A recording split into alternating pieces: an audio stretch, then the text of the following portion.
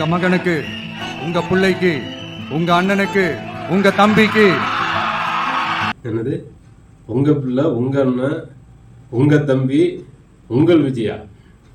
சரி, உங்க பிள்ளை அவங்க நினைக்கிற ரைட்டுப்பா. முதல்ல உன் பிள்ளை என்னாச்சு? நீ பெத்தைய 2 பிள்ளை, அந்த பிள்ளைய இப்ப என்ன நிலைமையில இருக்காங்க? நீ தாலி கட்டி கூட்டிட்டு வந்த பத்தியா?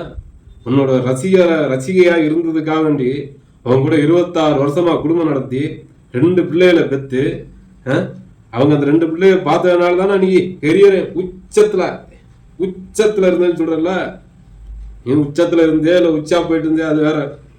அவங்க பிள்ளைகளை பார்த்துக்கிட்டதுனால தானே நீ இப்ப பெரிய வியாக்கியானம் பேசிக்கிட்டு இருக்க. கெரியரின் உச்சத்துலன்னு பேசுறீல்ல. அப்போ 26 வருஷமா அவன் குடும்பம் நடத்துனவன் அவன் பொண்டாட்டிய நீ என்ன நிலைமையில வச்சிருக்க? நீ அண்ணன் சீரு, தம்பி சீரு, அந்த நாய் மாமன் சீரு, பேய் மாமன் சீரு நீ தருவேன்னு சொல்லி நாங்கெல்லாம் எப்படி நம்புறது? முதல்ல நீ பெத்த பிள்ளைய படிப்புக்கு நீ செலவு பண்ண காசைய கடன்னு சொல்லி எழுதி வச்சிருக்க, கணக்கு எழுதி வச்சிருக்க. ஒன்ன மாதிரி ஒரு கேடு கட்ட ஒரு தகப்ப அந்த உலகத்துல எங்கேயாவது இருப்பானா? குடிகாரங்களை பார்த்துருக்கோம், கொள்ளக்காரங்களை பார்த்துருக்கோம், கொலகார அப்பனை கூட பார்த்துருக்கோம். அவன் எதுக்காக கொலை பண்ணானோ, எதுக்காக கொள்ளை அடிச்சானோ தெரியாது. ஆனா எந்த சூழ்நிலையும் தான் பெத்த பிள்ளைக்கு துரோகம் பண்ண மாட்டான், சரியா? ஆனா நீ அப்பனை விட ரொம்ப ரொம்ப மிகப்பெரிய அயோக்கிய பையன் சொல்றதை விட பெரிய பயங்கரமான ஆளு, பயங்கரமான அயோக்கிய பையன். உன்னை மட்டும் அண்ணனா, தம்பியா, மகனா பார்க்கணுமா மக்கள்? நீ உன் பெத்த பிள்ளைய நீ பிள்ளையா பார்த்தியா? கட்டின பொண்டாட்டியா பார்த்தியா? ரைட்டுப்பா, உன் பொண்டாட்டிக்கு உனக்கு 1008 பிரச்சனை இருக்கலாம். உன் பெத்த பிள்ளை என்ன பாவம் பண்ணிச்சு? நீ பெத்த பிள்ளை என்ன பாவம் பண்ணிச்சு? உன் தாய் தாப்பன நீ எந்த நிலைமையில வச்சிருக்க? இந்த கஞ்சா குடிக்கு சக்கி வாசுதேவ் ஆசிரமத்துல அனாதைகளா சேர்த்து விட்டுருக்குற. ஏன் 3 வேளை சாப்பாடு போட முடியாதா? அவர் தானே உன்னை வளர்த்தாரு. இந்த முகரக்கட்டைய நாய் கூட சீந்தாத அந்த முகரக்கட்டைய பல பினிஷிங் பண்ணி இளைய தளபதியா உளைய தளபதியா, அது கூட அடுத்தவன் சரவணன் இருந்து காப்பி அடிச்ச பேரை வச்சுக்கிட்டு இளைய தளபதினு உன்னை வளர்த்து விட்டார்ல. ஒவ்வொரு பெண்ணும் அதிகாரம் மிக்கவர் 60 வயதிற்குள் உள்ள ஒவ்வொரு குடும்ப தலைவியும் வங்கி கணக்கிலும் நேரடியாக முதல்ல திமுக 1000 ரூபாய் கொடுத்தது, இப்ப 2000 ரூபாய் ஆக்கியிருக்காங்க. அடுத்த ஆட்சிக்கு வந்தா ஏடிஎம்கே 1000 ரூபாய் கொடுக்கவே முடியாதுண்ணா. அதே எடப்பாடி பழனிசாமி ஒரு மானங்கட்ட தற்குறி அப்படியே திமுக தேர்தல் அறிக்கையை காப்பி அடிச்சு நான் 2000 ரூபாய் தரேன்னு சொல்லி அவர் அறிவிக்கார். அப்போ இதுக்கு ஒன்னா யாரை பார்த்து காப்பி அடிச்சா? எப்பா நாங்க ஆல்ரெடி 1000 ரூபாய் கொடுத்துக்கிட்டு இருக்கோம் 3 வருஷமா, எங்களை பார்த்து தான் நீங்க காப்பி அடிக்கீங்க. சரி ரைட்டு, நாங்க 2 பேரும் ஒண்ணுன்னே வச்சுக்கோ. நீ யாரை பார்த்து காப்பி அடிச்ச? 2500 ரூபான்னு சொல்றிய நீ? என்ன இதுல நீ 2500 ரூபான்னு சொல்ற? எல்லாமே நாங்க கொண்டு வந்த திட்டம் தான். வெற்றி தமிழ் பெண்களா, வெற்றி மகளிரா, வெற்றி பெண்களா? இங்க நாங்க மகளிர் விடியல் பயணம் தமிழ் பெண்கள் இப்படிலாம் பேர் வச்சத அப்படியே உல்டா போட்டு நீ பிரட்டி போட்டு அதுல கொஞ்சம் அப்படியே கிரீமையும் சாமையும் தடவி நீ அதை ஒரு அறிக்கையா கொடுக்குற. உனக்குன்னு சொந்த புத்தி இல்லை, சொல் புத்தியும் கிடையாது. உனக்கு எந்த ஐடியாவும் எந்த இளவும் தெரியாது. தேர்தல் அறிக்கைய இவ்வளவு நாள் வரைக்கும் என்ன பண்ணிக்கிட்டு இருந்தா?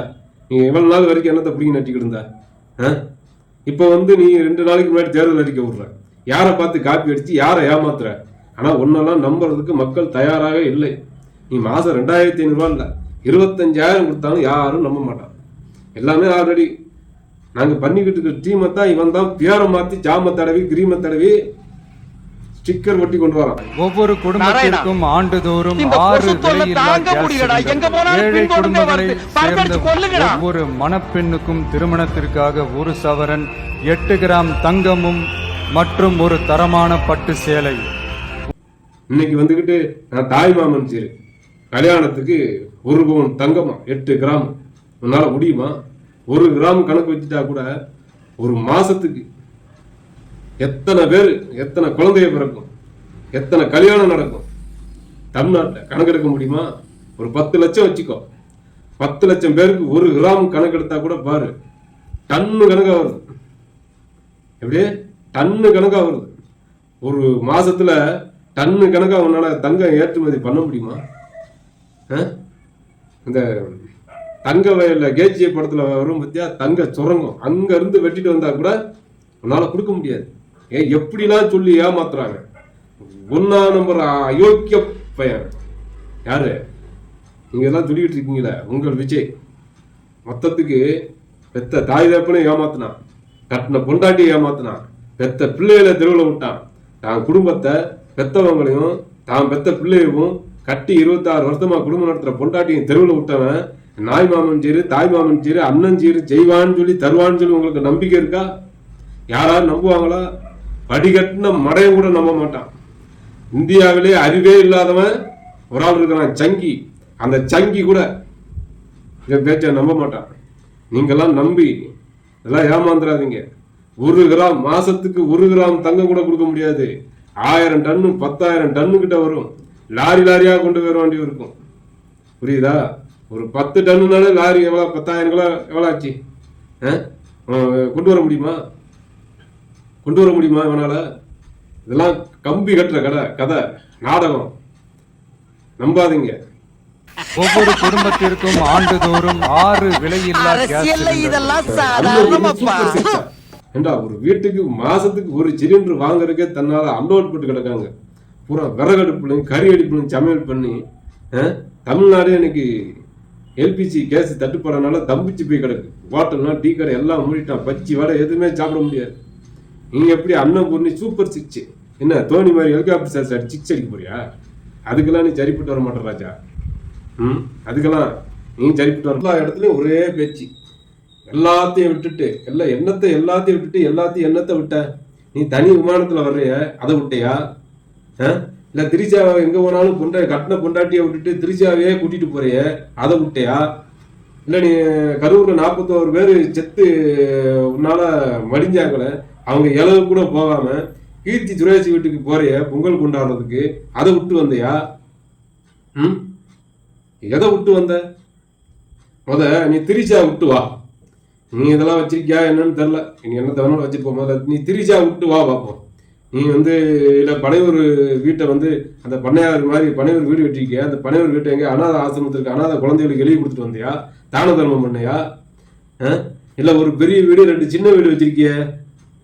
நான் சொல்றது ஒரு பெரிய வீடு 2 சின்ன வீடுங்க.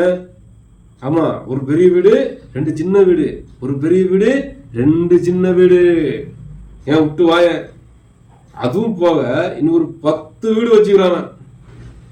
அவன் ஒரு வீட்டை வச்சுக்கிட்டே சமாளிக்க முடியாம தன்னால பிரஷர் ஏறி மண்டை வெடிச்சு சாகுற அளவுக்கு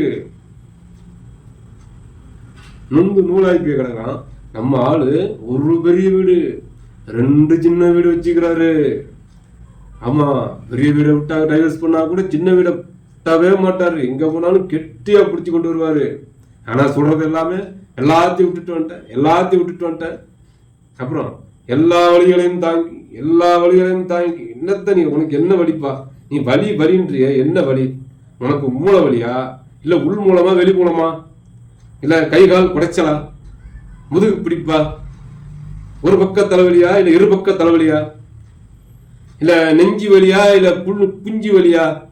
இல்ல மூலத்துக்கு ஆபரேஷன் பண்ணிருக்கியா? இது உள் மூலம் வெளி மூலம் ஆபரேஷன் பண்ணிருக்கியா? காலில் ஏதாவது ஆணிக்காலா? இல்ல வாதமா? இல்ல வேற ஏதாவது உடம்புக்குள்ள உனக்கு ஏதாவது ரகசிய நோய் ஒன்று இருக்கா? இல்ல ஆண்மை கோளாறா? இல்ல தலைவலியா? கண்ணு வலியா? காது வலியா? வாய் வலியா? மூக்கு வலியா? கால் வலியா? என்ன வலி ராஜா உனக்கு? என்ன வலின்னு சொல்லி தொலைய. சும்மா வழிகளை தாங்கி எல்லா வழிகளையும் என்ன வழியை தாங்கின நீ நல்லா ஒரு பொண்டாட்டி 2 வைப்பாட்டி வச்சுக்கிட்டு நல்லா ஜெகஜோலமா இருக்க. உனக்கு என்ன குறைச்சல்? மாசத்துல 30 நாள் ஏசி ரூம்ல படுத்து நல்லா சரக்கு அடிச்சுட்டு தூங்குற. உனக்கு என்ன வலி இருக்கு? நீ பொண்டாட்டியை பார்க்க போறியா? நீ உனக்கு வலின்னு ஒரே வழிதான். பொண்டாட்டிக்கு ஜீவனாம்சம் கொடுக்கறதா உனக்கு பெரிய தலைவலி. எப்படி? பொண்டாட்டிக்கு ஜீவனாம்சம் கொடுக்கறது உனக்கு பெரிய தலைவலியா இருக்கு. அது கேஸ் 20ஆம் தேதி வருது. அந்த ஒரு வலியை தவிர உனக்கு எந்த வலியும் இல்லை. இல்ல விரை வீக்கமா? சொல்லு, என்ன வலின்னு சொல்லு. அதுக்கப்புறம் ஹாஸ்பிட்டலுக்கு போ. அந்த வலிக்கு உண்டான மருந்து மாத்திரைகள் ஊசி தேவைப்பட்ட ஆபரேஷன் பண்ணிக்கோ. சும்மா வலிகளையும் தாங்கி என்ன வலின்னு சொல்லணும். அதுவும் சொல்றதுக்கு வழி இல்லை.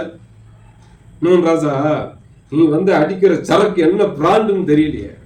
ஆனா கன்னம்லாம் பண்ணு மாதிரி உப்பி கிடக்கு. எவனையோ போட்டு நல்லா செமத்தியா மூத்திர சந்துக்களை போட்டு குத்துன்னு மூஞ்சில ஊமை குத்துனா கண்ணெல்லாம் பொம்முன்னு வீங்கும். அதை மாதிரி வீங்கிருக்கு. கண்ணு மொழி ரெண்டும் உள்ள போயிருக்கு.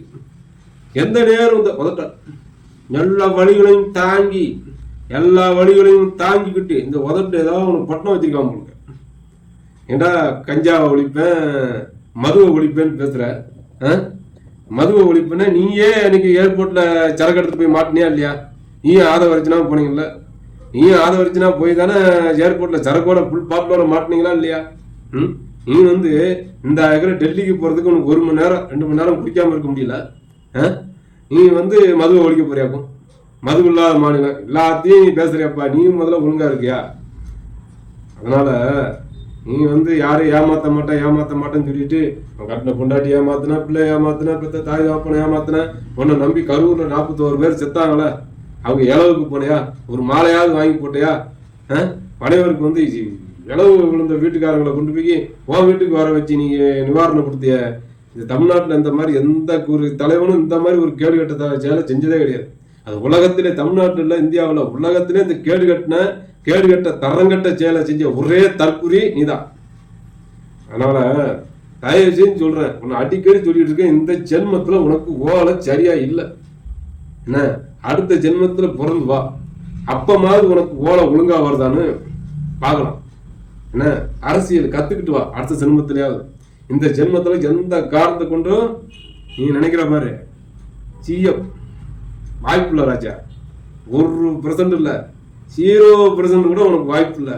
உன்னை நம்புறதுக்கு யாரும் தயாராக இல்லை. மீண்டும் ஸ்டாலின் தான் தமிழ்நாடு, முத்துவேலு கருணாநிதி ஸ்டாலின் அவர்கள் தான் தமிழ்நாட்டுடைய நிரந்தர முதலமைச்சர். இன்னும் 25 வருஷத்துக்கு நீ இல்லை, உங்க அப்பா மோடியா நினைச்சாலும் தமிழ்நாட்டை தொட்டு கூட பார்க்க முடியாது. எப்படியே இந்த மாதிரி கருப்பு சட்டை போடுற ஒவ்வொரு திமுக காரன் இருக்கிற வரைக்கும் தமிழ்நாட்டை நீங்க எல்லாம் தொட்டு கூட பார்க்க முடியாது. போயிட்டு வா, அடுத்த பிறவியில பார்க்கலாம்.